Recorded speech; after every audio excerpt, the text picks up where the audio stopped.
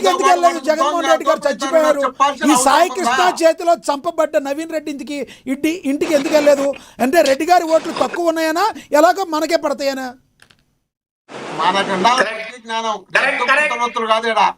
రెడ్లు పంటొత్తులు కాదు, నువ్వు ఉండవు కరెక్ట్ గానీ నువ్వు రెడీగా ఉంటావు అన్నిటి కరెక్ట్ అనే దానికి. రెడ్లు పంటొత్తులు కాదు. అసలు విషయం చెప్తా ఏంటంటే, సమాజంలో ఎవడైనా మనిషే చట్టం అనేది మనం గౌరవించాలా. చట్టాన్ని మన చేతిలోకి తీసుకుని మన ఇష్టం వచ్చినట్టు ప్రవర్తించకూడదు. మీరు అతన్ని చంపినారు కదా, చంపినప్పుడు ఎందుకు అరెస్ట్ చేయలే? అరెస్ట్ చేసి ఎందుకు చట్టపరంగా అతను శిక్షించలే? అప్పుడు శిక్షించలేనప్పుడు ఇక్కడ ఈ అమ్మాయి మీద చెప్తున్నారు కదా, ఆ అమ్మాయి కుయ్యో బుర్రో నన్ను రేప్ చేయలేదయ్యా, నా జీవితాన్ని ఎందుకు నాశనం చేస్తారా అని అమ్మాయి నోరు కొట్టుకుంటుంటే మీ జర్నలిస్ట్ బ్రహ్మనాయుడు ఇంటర్వ్యూ చేసినాడు. మరి అలాంటి క్యాండిడేట్ ను తీసుకొచ్చి అమ్మాయిని రేప్ చేసింటే మేము కాల్చినాం, అమ్మాయిని రేప్ చేసింటే మేము కాల్చినాం అంటే జనం అసహించుకుంటారనే ఆలోచన లేకుండా మీ ఇంతకు మిమ్మల్ని మీరే తగ్గించుకొని మేము కుట్రమన్నామంట, మేము తగ్గిస్తామంట, మేము డ్యామేజ్ చేస్తామంట. మాకేం పట్టిందయ్యా? నేను ఒకే ఒక మాట చెప్పిన, అప్పటి నుండి ఇప్పటి వరకు 3 పార్టీలు కలిసి వస్తున్నప్పుడు జగన్మోహన్ రెడ్డి గారు అనే క్యాండిడేట్ గెలిస్తేనే శభాష్ జగన్ అనిపించుకుంటేనే జగన్మోహన్ రెడ్డి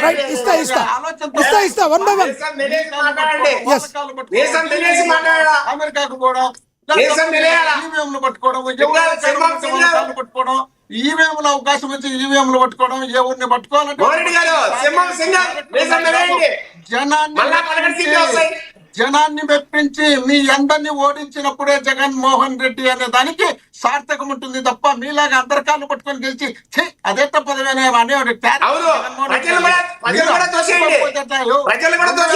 అవకాశం వచ్చి వదిలిపెట్టారు.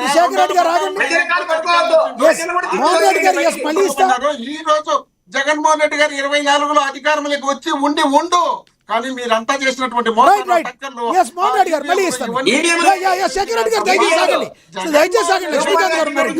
సమయం అయిపోతుంది మిత్రులు, ఆగండి దయచేసి. లక్ష్మీకాంత్ గారు కాసేపు ఆపండి. లక్ష్మీకాంత్ గారు నమస్తే అండి. ఇస్తాను సార్ మళ్ళీ. లక్ష్మీకాంత్ గారు నమస్తే అండి. నమస్తే. ఎస్ లక్ష్మీకాంత్ గారు, ఏంటి పవన్ కళ్యాణ్ గారి మీద కుట్ర జరుగుతుందని వస్తున్న ఆరోపణలో వాస్తవం ఉందా? దీని మీద ఎవరు ఉన్నారని మీరు అంటారు? నిజంగా ఒక కుల నాయకులు ఈ రకంగా మాట్లాడి ప్రజల యొక్క మన్ననలు పొందలేకపోతుంది వైసీపీ పార్టీ, ఫ్రస్ట్రేషన్లో ఉందని వస్తున్న ఆరోపణలో వాస్తవం ఉందంటారా? సార్ ముందుగా మీకు ప్యానల్ సభ్యులకి అందరికీ నమస్తే అండి.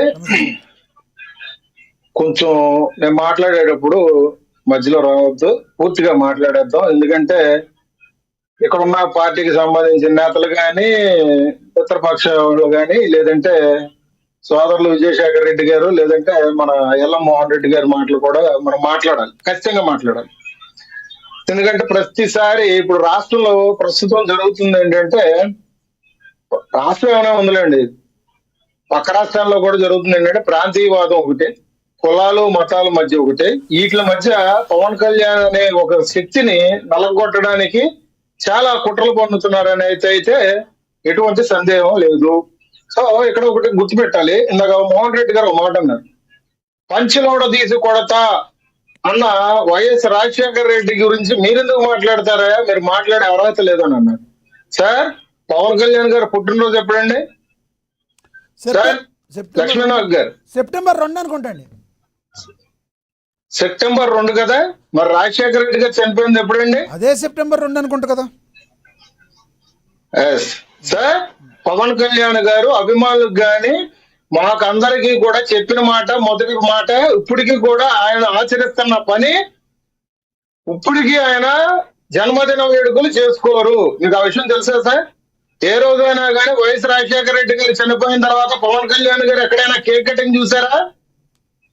ఫ్లెక్సీలు కడుతున్నా కానీ ఇప్పటి వరకు ఫ్లెక్సీలు కట్టద్దని అభిమానులకి ఆయన చెప్పడం ఇప్పటికీ చూస్తూనే ఉన్నారు కదా సార్. అది రాజకీయంగా మేము ఎంత విభేదించినా, రాజకీయంగా ఎంత మాట్లాడినా, ఒక కుటుంబం కన్నీళ్ళ శోక సముద్రంలో ఉంటుంది. ఆ సమయానికని ఇప్పటికీ కూడా పవన్ కళ్యాణ్ గారు తీసుకున్న నిర్ణయం, ఆ నిర్ణయాన్ని ఇప్పటికీ హర్షించాలి సార్. ఇందాక ఇంకొక మాట ఉన్నారు, అడ్వాన్స్ ట్యాక్స్ కట్టారు జగన్మోహన్ రెడ్డి గారు అని చెప్పేసి అన్నారు. సార్ ఒక మాట, రాజశేఖర్ రెడ్డి గారు హయాంలోకి వచ్చినప్పుడు 8 లక్షల రూపాయలు కట్టారు సార్ 2004లో. మరి వెంటనే 2009లో 50 కోట్ల రూపాయలు ఎట్లా ట్యాక్స్ కట్టారు సార్? అన్ని కోట్లు ఏవో 5 సంవత్సరాలు ఎట్లా వచ్చినాయో చెప్తే నేను కోటేశ్వరం అవ్వాలి, నేను బాధలో ఉన్నాను సార్. ఒక మెకానిక్ పని చేసుకోలేక నేను ఇబ్బంది పడుతున్నా హైదరాబాద్ లో. ఆ బాధ ఏంటో, లేదంటే ఆ సంపాదన ఏ విధంగా, ఆ సృష్టి ఎట్లా వచ్చిందో చెప్తే నేను ఇవాళ రోజున సంపద సృష్టించుకుంటా. చెప్తారు ఆగండి సార్, ఇట్లాంటివన్నీ ఆగండి సార్. అడ్వాన్స్ ట్యాక్స్ కట్టారు కాబట్టి దానికి పరిణామాలు ఏమయ్యాయి అంటే ఇప్పుడు 32 కేసులు పడి జగన్మోహన్ రెడ్డి గారికి. ఓకే, మీరు దాని గురించి మీరు మాట్లాడకూడదు. ఇంకొక మాట అన్నారు ఏంటి సార్? సార్ ఇంకో మాట ఏమన్నారు సార్? పవన్ కళ్యాణ్ గారి గురించి మీరు పదే పదే పదే పదే మాట్లాడుతూ ఉండంటే సార్, వాళ్ళ అధికారంలో ఉన్నప్పుడు అధికారం చేజారిపోతుందని, మరి ఇవాళ మళ్ళీ అధికారంలోకి రావు, 11 సీట్లు పరిమితం అయిపోయాము, ఇది అధికారం అసాధ్యం అని. మరి జగన్మోహన్ రెడ్డి గారు 164 సీట్లలో 21 సీట్లు గెలిచిన పవన్ కళ్యాణ్ గారిని ఎందుకు టార్గెట్ చేస్తున్నారు? ఎందుకంటే సార్, ఇవాళ ఢిల్లీ నుంచి గల్లీ వరకు కూడా పవన్ నామస్మరణ గట్టిగా అనిపిస్తుంది. దానికి సాక్ష్యం ప్రధాని మోదీ గారు చెప్పిన మాటే. ఈయన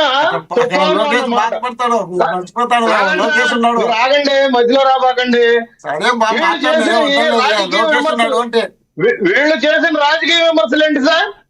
వీళ్ళు చేసిన రాజకీయ విమర్శలు సార్, తల్లిని, ఇంట్లో భార్యల్ని, పిల్లల్ని బీటీఎం పార్టీలతో తిట్టించడమా? బోరుగడ్డ నీళ్ళు ఎవరు సార్? పోసాని కృష్ణమురళి ఎవరు సార్? మరి వాళ్ళ రోజున ప్రశ్న రావణ వాడు ఎవరు సార్? ప్రశ్న రావణ మాకు సంబంధం లేదని వాళ్ళ పార్టీ నాయకులు చెప్తారు. ఇవాళ అంబటి రాంబాబు నిన్న ప్రెస్ మీట్ పెట్టి ఈ యుద్ధంలో రావణ గెలుస్తాడని చెప్పేసి సార్, ధర్మం మీద యుద్ధం చేసినోడు ఎప్పుడూ గెలిచిన దాఖలాలు లేవు. అది పురాణాలు చూసుకోండి. రాముడు రావణాసుడికి యుద్ధమే చూసుకోండి. ఏం సార్ ఇతనికి లక్షల రూపాయలు ఇవాళ అతని ఖాతాలో జమ చేసింది ఎవరు సార్? ఇవాళ మాదాపూర్ ఫ్లాట్ లో అతనికి సంబంధించిన లావాదేవీలు చూస్తా ఉండంటే ఎవరు సార్? కళ్యాణదుర్గంలో ఉన్నటువంటి ఉమామహేశ్వర వైఎస్ఆర్సీపీ నాయకుడు తమ్ముడు ఇంద్రసేన అని చెప్పేసి చెప్పరా? మీ పార్టీలు మొన్నటి దాకా ఉన్నారు, మీకు తెలియమో. మొన్న టికెట్ ఇక్కడ ఇవాళ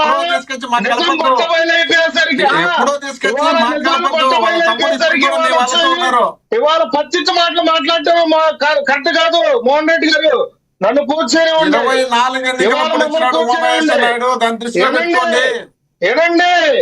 ఏనండి అంతే.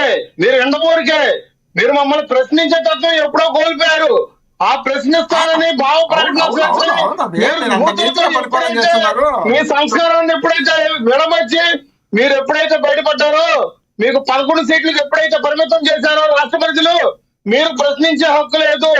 మీరు మళ్ళీ అధికారంలోకి వచ్చే అర్హత లేదు. ఆగండి సార్, ఆగండి సార్. ఇవాళ కులాల మధ్య చిచ్చు పెడుతుంది, మతాల మధ్య చిచ్చు పెడుతుంది జగన్మోహన్ రెడ్డి అనే వ్యక్తి. మీరు మర్చిపోతున్నారు. ఉప్పు సామాజిక వర్గానికి సంబంధించిన నాయకులేమో అధికారంలో ఉన్నప్పుడు పంచుకుంటారు రాష్ట్రాన్ని.